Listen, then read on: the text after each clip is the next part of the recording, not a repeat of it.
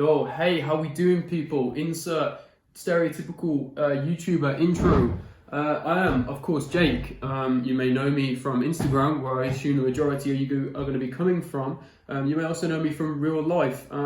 It's probably about all I've going for me right now. So if you've somehow found this video and you don't know who I am, I don't know how you've done that. So anyway, how we going? This is going to be my first video.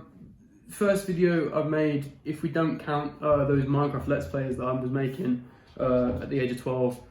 Please do not go looking for those. That would be real embarrassing. And if YouTube's been all kind to me, they would have just deleted them. Killing me! Get the fuck out of my room! I'm playing Minecraft! So yeah, if anybody just searched Jake Christian Minecraft, we are no longer friends. So today's video is going to be on pull-ups. Why pull-ups? Well, personally, in my humble opinion, because what do I know, pull-ups are the best bang for your buck when it comes to training at home. Insert sick back development, mate.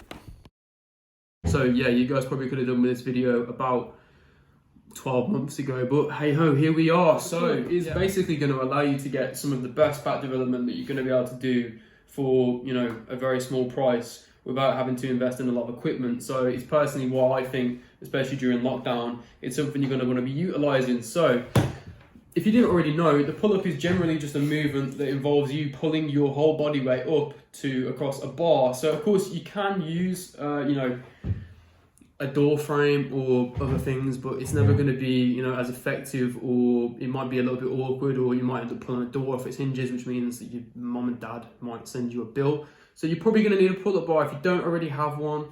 Well, let's take a look at, you know, the sort of pricing, because I think it's worth it, and you know it's the best investment you're going to make as far as your physique goes. Your back is going to thank you. Okay, so here we are on Amazon. I'm assuming everybody is able to, you know, use Amazon. It's accessible. They deliver everywhere. Yeah, don't look at the tabs. I'm really not sure why mud it's on there either. So for those of you that probably don't have as much money or don't want to invest too much just yet, you're probably going to be looking at one of these doorway mounted ones. They're about 20 to 30 pound each. They don't really have as much versatility as the other ones, which I'll show in a minute. So you got one of these here. They generally have like a much, you know, lower weight limit, so they're not as ideal. But yeah, so if you've got a bit more money to spend, or you save it for a little bit longer, you're looking at one of these. I think this one lower down is the one that I actually use myself. It's lasted like 2 years, so I can't really fault it. So I mean, ideally you want to be looking for one of these, but the other one will work just fine too, especially if you're only just getting into it, so don't worry too much about that. Okay, brilliant. So now you have your pull-up bar, or is at least on the way. It should be. Please get one. Everyone should own a pull-up bar. Okay, so now you're ready to start learning how to train. Don't worry if you grab your pull-up bar, set it up, and you can't even do a single one. When I first started doing pull-ups, I couldn't even do a single one. It wasn't like I was overweight. In fact, I was a lot skinnier than I was now, but I literally couldn't even pull even halfway up, so you're fine. What gives me the credentials to teach you guys to pull up? Well, so of course, I can't make any kind of claims to being one of the best in the world at pull-ups. In fact, nowhere near that kind of level. But, you know, I feel like I'm pretty competent in the pull-up, and, you know, over the years I've trained myself to perform pull-ups with what is the equivalent of a small human attached to my waist. So I think I'm all right at them, and, you know, I've been doing them for pretty much as long as I've been training, so that's like 3-4 years now. So, yeah, I feel like I'm at least kind of good at them. Alrighty, so now we've all got a pull-up bar. The first thing really we need to cover is the 3 most basic grip variations. So I'm just going to demonstrate those for you real quick. Okay, so here we are. Your pull-up bar should look something at least vaguely like this. If not, Amazon might have mixed up your parcel. Anyway, here's the first grip variation. This is going to be called the wide grip pull-up. It involves having your palms facing away from you, a lot wider than the shoulder width apart. As you see, to complete the movement, your chin has to come above the bar. That is the case for all. This second variation is known as the neutral grip pull-up. Not all pull-up bars actually have these handles on them. You really kind of want one with these handles, because for me personally, I think this neutral grip pull-up is actually the best for building the back. And then finally you have the more conventional chin-up. This is the easiest of the 3, but I would consider it more as an accessory. It focuses a lot more on biceps than the others.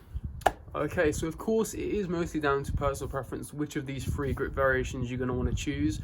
Personally, I would recommend using one of the first two, so the wide or the neutral grip pull-up, for most of your training, because these are going to target primarily the back and kind of get the most back development for you. I would use the chin up as more of an accessory movement, maybe do a few sets of at the end of a workout. Between the other two, it's kind of down to, as I say, personal preference. For me, I believe that for the vast majority of people, the neutral grip pull-up will be the easiest to kind of progress on, add weight to. You'll find it's the easiest on the shoulders as well. So if you find you have kind of shoulder impingements with the wide grip, the neutral grip is nice, feels nice to do. It's kind of like a vertical row almost. And I find it also kind of seems to respond the best to training. I think it's also the one that heavily kind of targets the lats the most, so it gives you that nice kind of wide, thick back look. Okay, so now we can start looking at pull-up progressions. So for those of you out there that can't do pull-ups, first I'm going to discuss a couple ways that you can maybe build to a pull-up. I'd say probably the best way of doing this is what I call pull-up negatives, which you can see me doing here. They're basically only practicing the lowering portion of the movement, or the eccentric contraction. All this basically means is you kind of get yourself to the top of the pull-up by hopping up into it, and then lowering yourself as slow as you can down. You can build up to doing sets of about 8 of those, and you probably should be able to start maybe performing your first pull-up. You can also use bands, and I mean, if you have an assisted pull-up machine available, then that's the best. If these are still proving difficult, another option to give a go is the table row, which essentially just has you leaning off the end of a table and kind of doing what would be, you know, a horizontal row up towards it, bring your chest up. These will also, again, help develop some strength towards the final pull-up if you're still finding it difficult, but through the combination of this and maybe some more kind of back exercises, you should get there.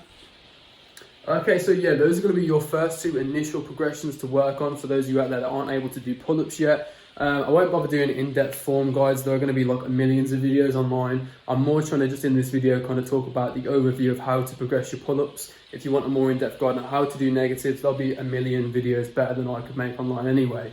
So as I say, so you want to be training like these negatives. Negatives are probably going to be the optimal way to build to the end result pull-up. Table rows are also good. Other kinds of back training, anything that's going to build upper back strength, are all good for you.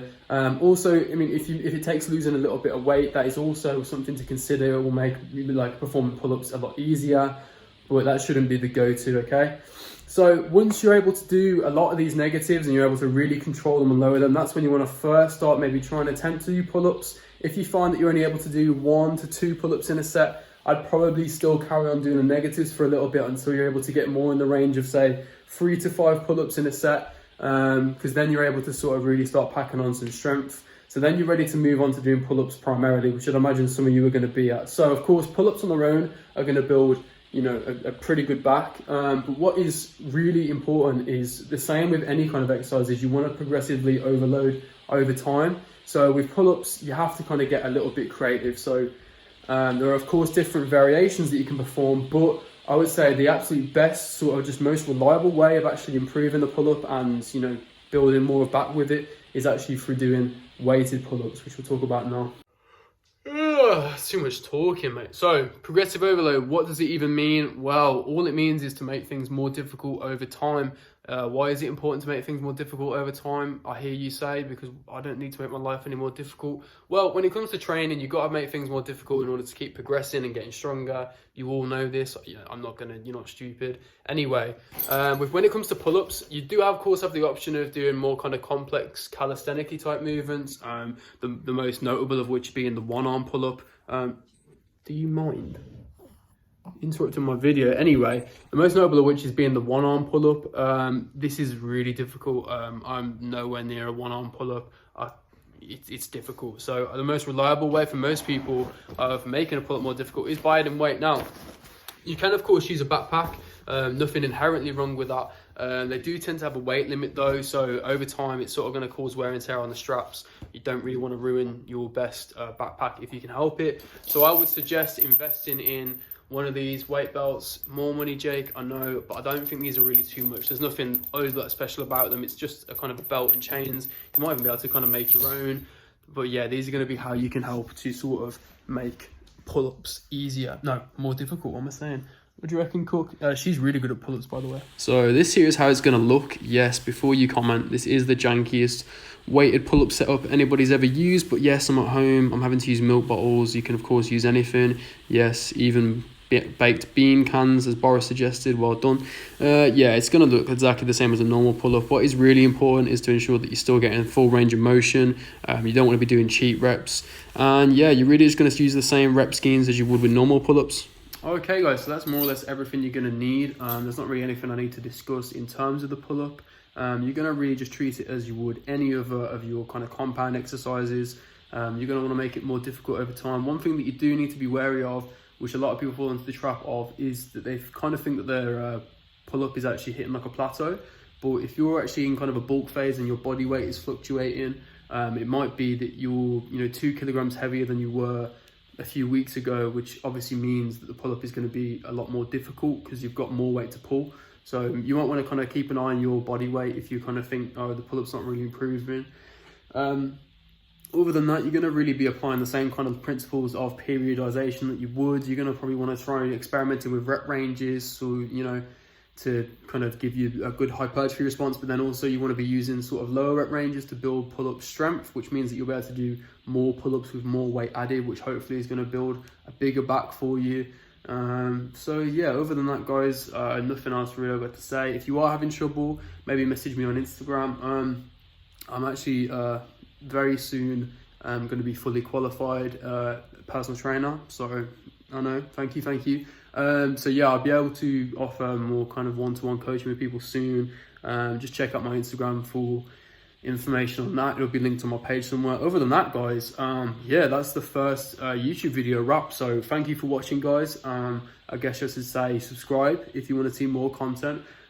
Give us a like if you enjoyed. If you didn't, drop us a dislike, let us know what was wrong with it. Other than that guys, I hope you learned something. I hope you're able to do pull-ups now. I know that all of your backs are going to be looking like the hood of a cobra very soon. Yeah, Jake out. Yeah, no, I'm not going to be finishing the video like that. Peace and love guys, in a bit.